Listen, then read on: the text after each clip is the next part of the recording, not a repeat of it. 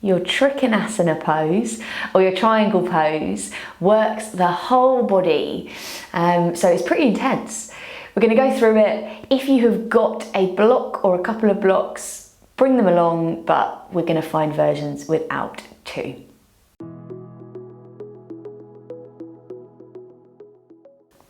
So we're up and standing for our triangle pose.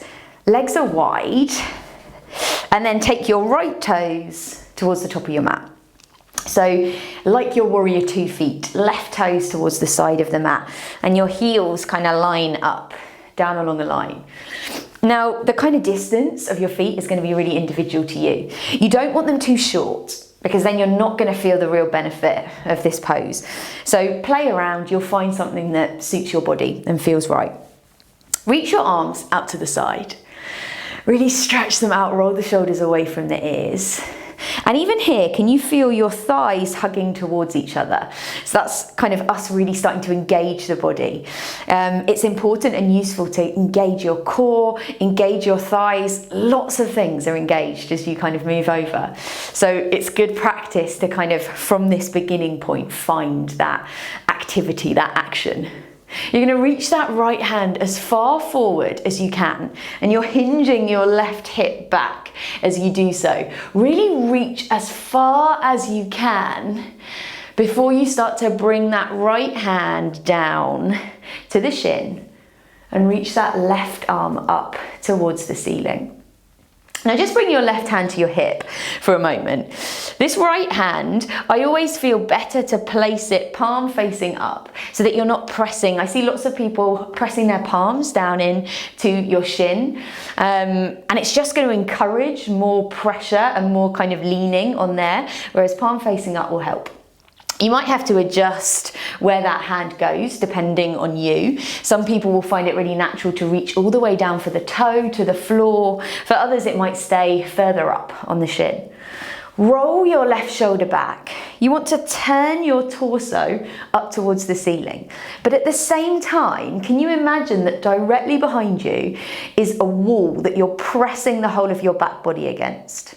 So when we're rolling open, we're still pressing against that wall to keep everything stable. Now, I feel it light up absolutely everywhere. I get everything down the side, the thighs, the shoulders. I find everything lighting up. So you're not alone if you're feeling that.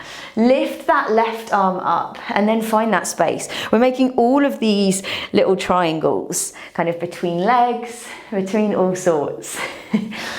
So find that length. Roll your shoulders back, and especially this right shoulder, can you relax it away from your ear? Take a deep breath.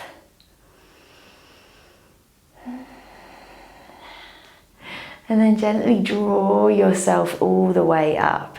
It's strenuous, right? It's doing lots and lots of things. Just a note on the legs while we're here. I talk about, obviously both your legs are straight for this pose, but if you're completely flexing out, so like this, that's really kind of bad for your knee. Can you keep a little softness? So I'm still straightening my leg, I'm just protecting that knee a little softness. Okay, turn the right toes in and then turn your left toes towards the back of the mat.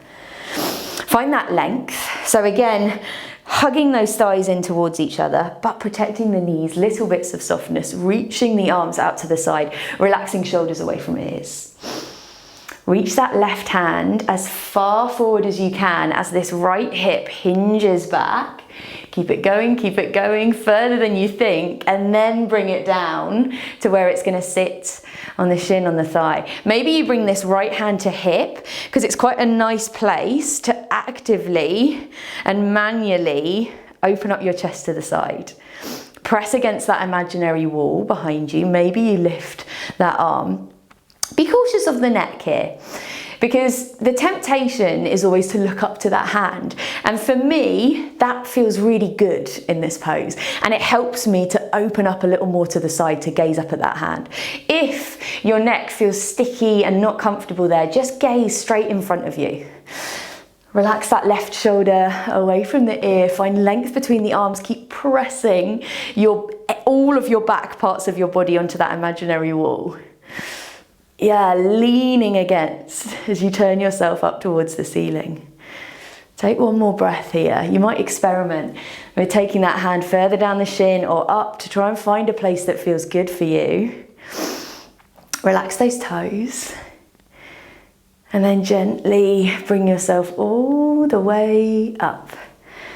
Nice. So big intense stretch your triangle. The reason I've got blocks here is because for some people it might feel nice to have blocks.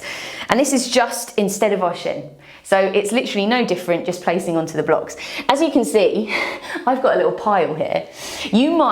That might be enough for you, just one block on its highest height. For me, it's not. I need a little extra boost to be able to get my body in the right way.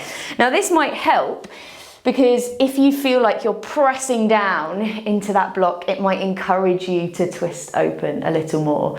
So like you would do if you're pressing down onto your thigh, which I said is going to kind of add weight there, you're just moving that onto something else so you can lift yourself all the way up.